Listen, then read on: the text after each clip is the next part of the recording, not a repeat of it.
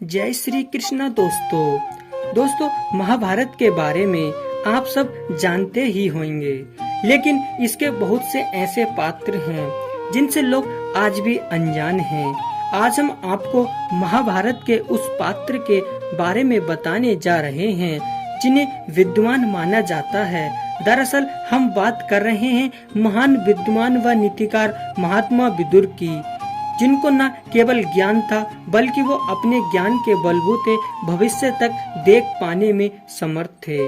इनकी बताई गई भविष्यवाणी से पांडव कई बार दुर्योधन की साजिशों के शिकार होने से बचे थे। बता दें, महात्मा विदुर हस्तिनापुर के प्रधानमंत्री, कौरवों और पांडवों के काका भी थे। धर्म ग्रंथों के अनुसार इनमें राजा बनने की योग्यता तो थी, परंतु इन्होंने एक दासी के गर्भ से जन्म लिया था, इसलिए ये आजीवन नहीं बन पाए। इनकी नीतियों से आज भी लोग प्रेरणा लेते हैं और उन्हें अपने जीवन में अमल भी करते हैं। विदुर नीति सूत्र में अच्छे बुरे के बीच का अंतर स्पष्ट रूप से बताया गया है।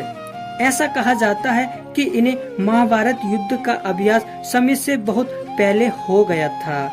इस बारे में उन्होंने राजा धृतराष्ट्र को बता भी दिया था, लेकिन धृतराष्ट्र अपने पुत्र के प्रेम में इतने लीन थे कि उन्होंने इस बात पर ध्यान ही नहीं दिया। विदुर द्वारा बताई गई नीतियों में इतनी शक्ति है कि कोई दुष्ट भी अगर उसे सुन ले तो वह भी सच्चाई की राह पर चलने लगता है।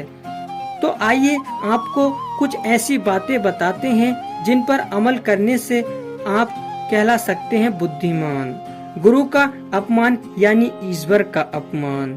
विदुर जी द्वारा बताया गया है कि जो व्यक्ति अपने गुरु का अपमान करता है उस इंसान को भगवान भी माफ नहीं कर सकता।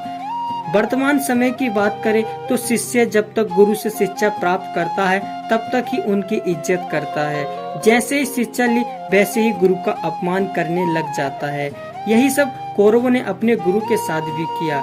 शिक्षा ग्रहण करने के बाद कौरवों ने अपने गुरु द्रोणाचार्य का भी अपमान किया, जिस कारण उनका अंत बुरा हो गया था। ईर्ष्या करने वालों से रहें सावधान।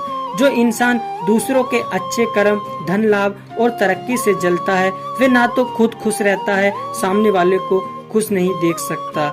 ऐसे लोग दूसरे की खुशी देखकर दुखी ही होते रहते हैं, जिसके कारण वे अपने जीवन में कभी संतुष्ट नहीं हो पाते और दूसरे के काम में बाधा डालने के नए नए तरीके में लगे रहते हैं।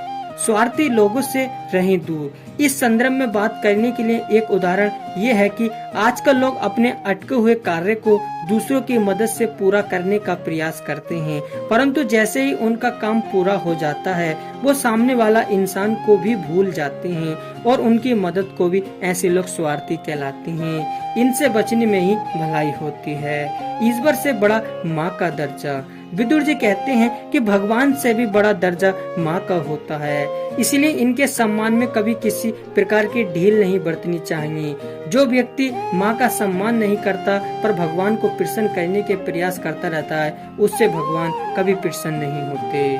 तो दोस्तों, वीडियो अच्छी लगी हो तो प्लीज एक लाइक जरूर करना और यदि आप हमारे चैनल पर नए हैं तो प्लीज चैनल को भी सब्सक्राइब जरूर कर लेना। जय हिंद, जय भारत।